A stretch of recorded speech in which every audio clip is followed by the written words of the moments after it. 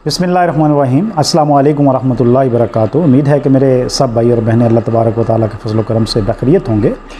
अल्हम्दुलिल्लाह मैं भी बाखैरियत हूँ और आपके लिए दुआगो हूँ। आगे बढ़ने से पहले मेरी ये दरख्वास्त है कि इस वीडियो को आखिर तक ज़रूर देखें और जो मेरे चैनल पर न्यू हैं वो मेरे चैनल को सब्सक्राइब भी करें, वीडियोस को लाइक और शेयर भी किया करें और कमेंट्स बॉक्स में अपनी राय का इजहार भी ज़रूर किया करें। मेरे मोहतरम भाई और बहनों, आजकल जो सबसे अहम मसला दरपेश है ना, वो बच्चों की तरबियत के हवाले से है। ये ख़ास तौर पर ये वीडियो जो हमारे बच्चे 12-13 साल या इससे ऊपर की सतह के हैं उनके हवाले से मैं आपसे कुछ पॉइंट्स डिस्कस करना चाहता हूँ। आप इनको अगर एहतमाम कर लें घर में तो इंशाअल्लाह ताला इनका बहुत फ़ायदा होगा।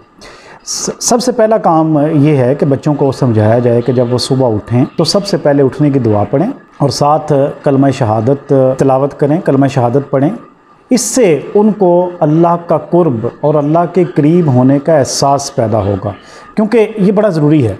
हम ये समझते हैं कि एक हमारा जो कनेक्शन अल्लाह तबारक व तआला से रात को सोने के बाद कट गया था वो उससे बहाल हो जाएगा, और जब कनेक्शन बहाल हो जाएगा तो अल्लाह तबारक व तआला का कुर्ब हमें हासिल होगा और अल्लाह तबारक व तआला से अकीदत भी और मोहब्बत भी बढ़ेगी। फिर दूसरा काम ये करना है कि आपने अपने काम खुद करने हैं। मसलन अपना बिस्तर खुद तय लगाने, बच्चों को ये समझाया जाए कि आपने अपने बिस्तर को खुद तय लगा के रखनी है, उसको झाड़ना है, अपना काम खुद करना है। ये छोटा सा अमल दरअसल अल्लाह की शुक्रगुजारी का इजहार है। अल्लाह तबारक व तआला ने हमें जो बेशुमार नेमतें, सलाहियतें, क़ुव्वतें अता की हैं, ये उनके इजहार का बेहतरीन ज़रिया है और अल्लाह तबारक व तआला की शुक्रगुजारी का बेहतरीन ज़रिया है।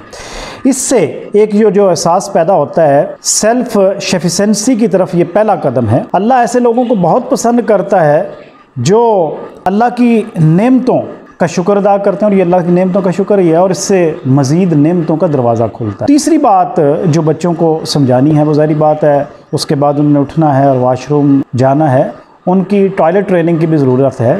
और टॉयलेट ट्रेनिंग क्या है, वो तो वैसे तो छोटा बच्चा जो है उससे ही शुरू हो जाती है, लेकिन इसमें उनको जो समझाने की बात है, सबसे पहली बात ये है कि जब वो वाशरूम में जाएं तो वाशरूम में मौजूद चीज़ों को पहले से बेहतर अंदाज में रखने का अहतमाम करें। मसलन जिन घरों में बाल्टी में पानी भर कर रखा जाता है, जब वो उठें अगर वो बाल्टी खाली है तो उसको फिर से भर दें। कमोड अगर साफ़ नहीं है कोई फ़र्क नहीं पड़ता, उस पर पानी गिराकर और ब्रश से उसकी सफाई कर दें। ऐसे भी अत्तहूर शत्रुल ईमान, बच्चों को ये बात समझानी चाहिए कि सफाई निस्फ़ ईमान है, और जिन चीज़ों को आप इस्तेमाल करते हैं अगर वो साफ़ ना हो, उन पर गर्द पड़ी हो और गंदगी वहाँ पे नज़र आ रही हो और स्मेल आ रही हो, तो वैसे भी किसी का वाशरूम को यूज़ करने का दिल नहीं करता। ये बात बच्चों को समझाने की ज़रूरत है। इसी तरह अगर आप वाशरूम में लोटा सिस्टम है तो वापसी पे जब आप वाशरूम को इस्तेमाल कर रहे हैं तो लोटे को आधा भर दें। बाज़ औक़ात ये होता है कि पानी ख़त्म हो जाता है तो बाद में आने वालों को तकलीफ़ का सामना करना पड़ता है। इसी तरह अगर मुस्लिम शावर की कैफियत है तो मुस्लिम शावर अगर होल्डर में नहीं है तो उसको होल्डर में लटका दें। और इसी तरह जो ब्रश स्टैंड पर बिखरी हुई चीज़ें हैं उनको आप तरतीब से रख दें। और जो ये भी एक बड़ी ज़रूरी बात है कि जो चीज़ें हम इस्तेमाल करते हैं, यानी कि जैसे माउथ वाश है, ब्रश है, टूथपेस्ट है, इन चीज़ों को वाशरूम के अंदर रखने का अहतमाम नहीं करना चाहिए, बल्कि बाहर बड़ी तरतीब के साथ इन चीज़ों को रखना चाहिए। और चौथी बात जो बच्चों को समझाने की ज़रूरत होती है, इसका जो उनको फ़ायदा भी होगा वो ये है कि जब वो नाश्ते के लिए बैठते हैं तो सबसे पहली बात तो ये है कि अल्लाह तबारक व तआला के नाम से बिस्मिल्लाहिर्रहमानिर्रहीम से आगाज़ करें और नाश्ते का एहतमाम करते हुए, नाश्ता खाते हुए सबसे पहले उनको दूसरों को भी ख्याल रखना है। कभी किसी को पानी डाल के दे रहे हैं, कभी किसी की प्लेट में अगर चपाती नहीं है या पराठा नहीं है, रोटी नहीं है या कोई और चीज़ नहीं है तो वो रख रहे हैं, कभी किसी के सामने सालन का डोंगा कर रहे हैं। इससे ये एहसास उभरता है कि हम एक दूसरे का ख्याल रखते हैं। और ये जो लफ्ज़ है ना, केयरिंग और कंसिडरेट, ये आपकी शख्सियत पर एक बड़ा ही मस्बत असर डालते हैं और पूरी ज़िंदगी आपकी शख्सियत इससे सजी और संवरी रहती है। पांचवा नुक्ता जो है और वो सबसे आखिरी बात है, गर्मियां हैं आजकल, जैसे कि गर्मियों का मौसम है और सख्त गर्मी है।